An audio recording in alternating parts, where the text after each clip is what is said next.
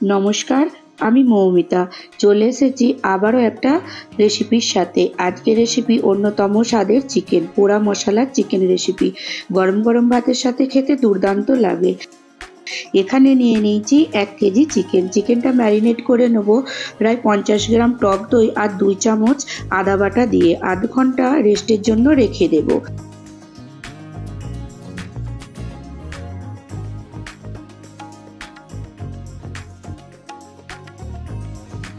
এখানে নিয়ে নিয়েছি 5টা গোটা রসুন, 4টে বড় সাইজের টমেটো আর 7-8টার মতো কাঁচা লঙ্কা, 500 গ্রাম পেঁয়াজ। এইবারে গোটা মশলাগুলো একটু উল্টে পাল্টে পুড়িয়ে নেব।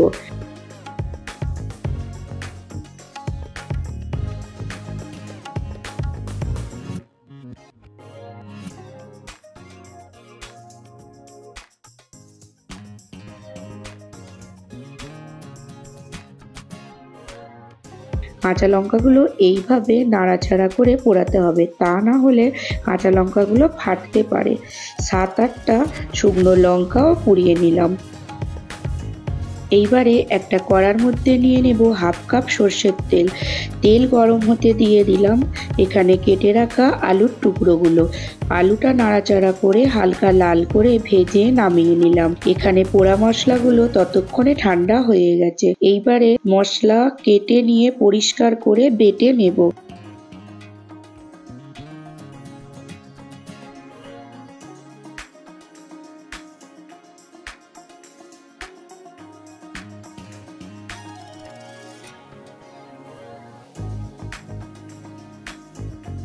এখানে মশলাটা বাটা হয়ে গেছে।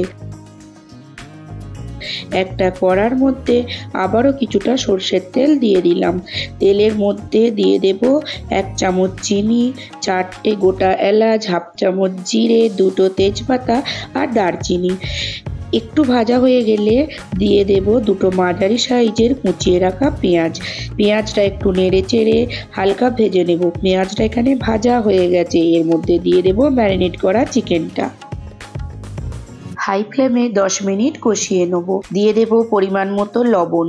আবারও একটু নাড়াচাড়া করে কষিয়ে নেব।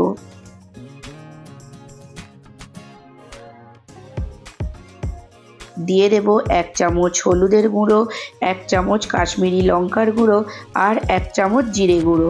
আবারও হাই ফ্লেমে 10 মিনিট মতো ভালো করে কষিয়ে নেব।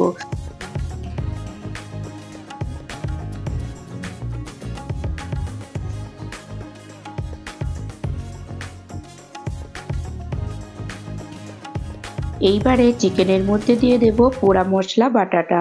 ভালোভাবে মিশিয়ে নেব।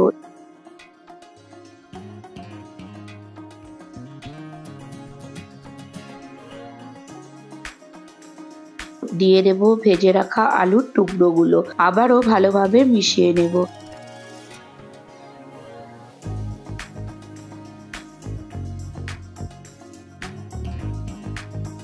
একটা ঢাকন লাগিয়ে আস্তে আস্তে আবারও 15 মিনিট এইভাবে কষিয়ে নেব।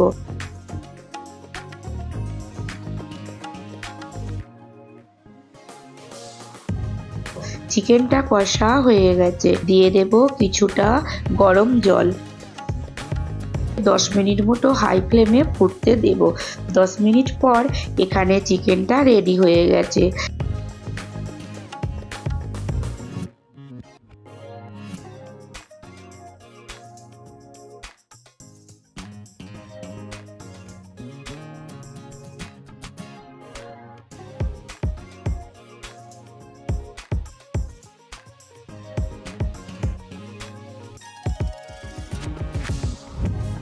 এর মধ্যে দিয়ে দেব কাঁচা লঙ্কা কুচি, ধনেপাতা কুচি।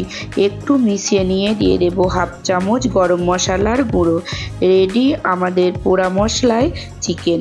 গরম গরম ধোঁয়া ওঠা ভাতের সাথে খেতে দুর্দান্ত লাগে।